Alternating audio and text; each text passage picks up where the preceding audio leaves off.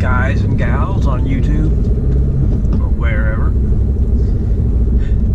Just out here in the Wichita Mountains, driving around, testing out the new shocks, struts from Ford Racing, and also to explain why I have new shocks and struts from Ford Racing. And got to go back a couple months ago. I was coming back from a car show about 50 miles from town, and got back into town, and I was hungry. I seen a chicken place off to the right, Chicken Express, and the only way to get over there was to get slowed down pretty quick and hang a right. And when I turned right, I happened to hit one of the little speed bumps in the road that divides highways and stuff. Not much of a bump, but it hit the right front wheel, and I heard a loud crack, and I said, what the heck? And pulled into the chicken place, and low tire pressure warning light came on. Proceeded to order my chicken, and then turned into the little parking lot and get out and look at the right front wheel, and it was cracked, and cracked pretty good. Got out, changed it, put the spare on, got back to the house, ate my chicken,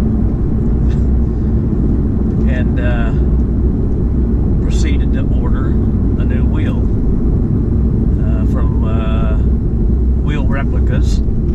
Had them in stock, and they're out of Texas, so it only took a couple days to get it. The tire was fine, it wasn't damaged. So 2 or 3 days later, took it to Discount Tires and got the new tire, the old tire on the new wheel, and get it installed. Everything's fine and dandy, and got back home, went back home. Didn't think much of it. At that time, there was another car show that weekend, which I went to, and got first place by, anyway. Then I went down to Texas Motor Speedway that evening, or that afternoon. I didn't stay for the whole car show. I didn't know I got first place, so I was actually down in Texas. But went down to Texas Motor Speedway to do the laps for charity, and had a good time down there. The car enjoyed going around the track, even though they limit you to about 84, 85 miles an hour at the most. But as I was looking at the car while I was staged and ready to get on the track, the right front wheel looked just like it had a little more negative camber than it normally does. I felt great. That's good for the track, right? So did my laps and everything, came back home, drove that 3-hour or whatever drive back home, and I don't know how many days later, maybe it was the next weekend, I decided to get out there and take the front wheel off, right front, and just kind of look at things to see if anything looked bent. And I couldn't see anything wrong, except it just looked like it had more camber in it than it should have.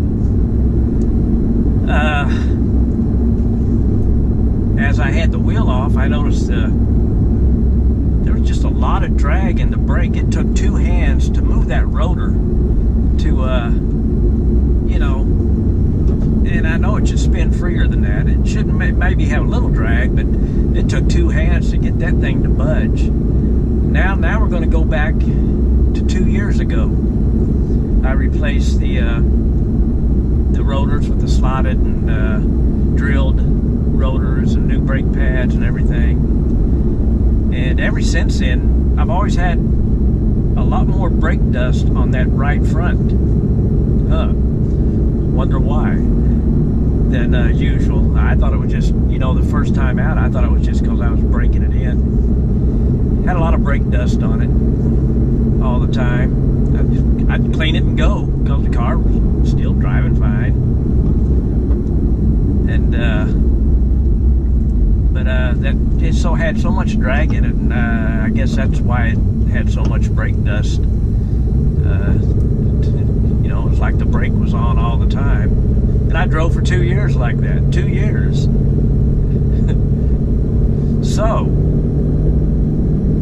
I started researching, trying to figure out what's wrong, and ended up just saying, hey, I'm going to order a new caliper. I'm going to order new brake lines, stainless steel brake lines, and new brake pads, because the ones that was on there, the outside pad wore really thin.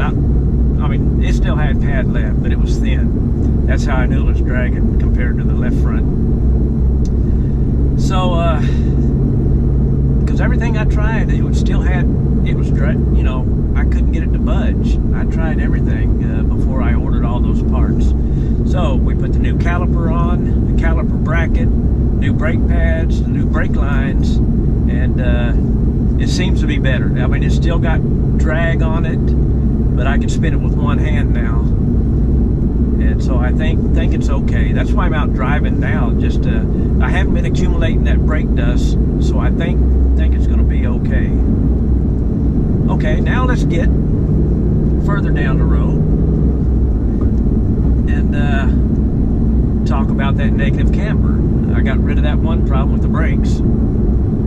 I said, well, I'll just order some of those Ibach camber bolts to go in the top bolt of the strut and take it and get a line, maybe see what I can do with it. I'm no expert. And I ordered the camber bolts, and then the more I thought about it, researched and everything, the only thing that can be bent to cause that would be a strut. So I ordered the Ford Racing struts and the shocks for the rear. And make a long story even longer, or maybe short, put the struts and shocks on, and it seems to be okay. Every time I look at it, I'm paranoid because I'm thinking, it looks like it's got a little camber, but when you lower it on the springs I'm on, which were only a little over an inch, it adds a little negative camber. So I think it's good. It's driving good. It goes straight down the road. The shocks and struts feel good. A little more firmer than stock. So I think we're good. I did test drive last weekend, and out here in the mountains again, hit a bump in the road, heard a pretty good crack from the front, a jar. Did some more research, and come to find out, Ford Racing's got those the jounce stoppers, or bump stop, they call it jounce, whatever, that are a little more softer than the ones that's on there. It even tells you, I don't know why they didn't tell me this before, but when you run the lowering springs or whatever, it tells you to use the Ford Racing bump stops to eliminate that harshness if you do hit the bump stop. How many times am I going to say bump stop? But it even says, even with your Ford Racing struts, do not use the bump stop or the jounce stop that's on there.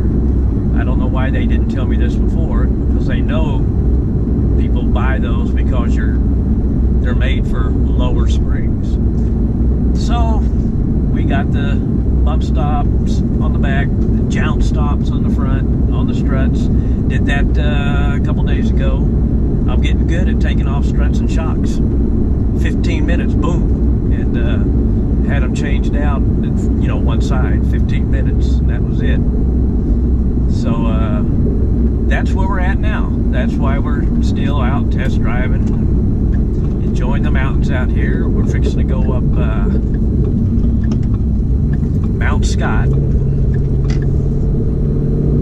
in the Wichita Mountains, and there's a lot of people out here today on a Sunday. We're going up the hill now.